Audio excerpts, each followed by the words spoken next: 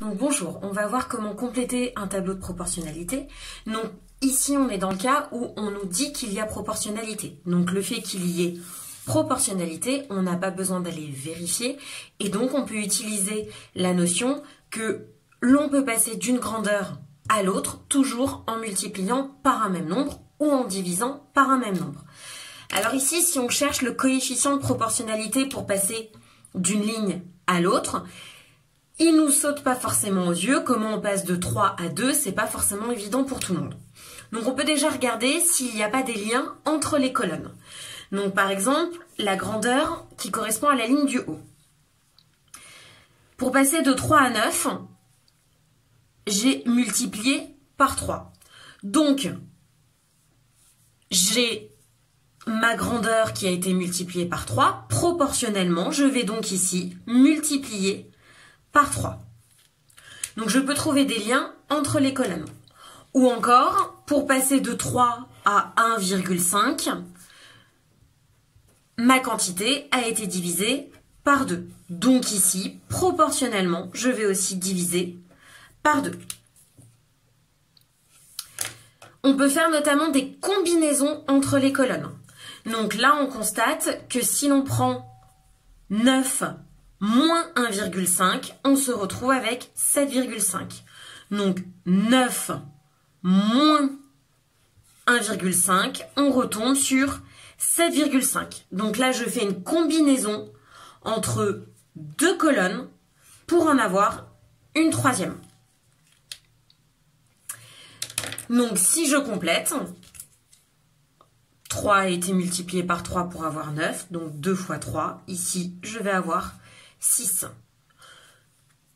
3 a été divisé par 2, donc ici, je divise notamment par 2. Dans 2, combien de fois 2? Une fois. Combinaison entre les colonnes, 9 moins 1,5 me fait tomber sur 7,5. Je vais donc faire 6 moins 1 pour retomber sur 5. Pour obtenir 12, soit je trouve le lien du 3 fois 4, et donc ici proportionnellement 2 fois 4, ce qui me donne 8. Ou encore, je peux voir que 3 plus 9, ça me donne 12, et que donc 2 plus 6 va me donner 8. 16,5. Alors, 16,5, on peut regarder, si je fais 7,5 fois 2, je tombe sur 15, il faut que je rajoute 1,5. Donc, ma combinaison peut être 7,5 fois 2 plus 1,5, donc 5 fois 2, 10, plus 1, 11. Donc 5 fois 2 plus 1, et ça me donne 11. Ici, pour trouver le coefficient de proportionnalité, le plus simple, c'est celui qui passe de la deuxième à la première ligne. Donc, je me demande comment je passe de 2 au nombre 3. Donc, je vais chercher dans 3 combien de fois 2.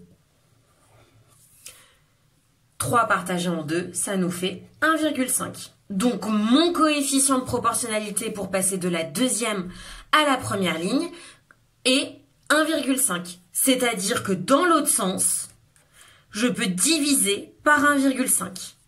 Si on vérifie chacun des résultats que l'on a trouvés, dans 3, combien de fois 1,5? 2 fois.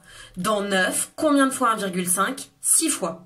Ou inversement, dans 5 fois 1,5, je retombe sur 7,5. Ici, on a fait le passage à l'unité.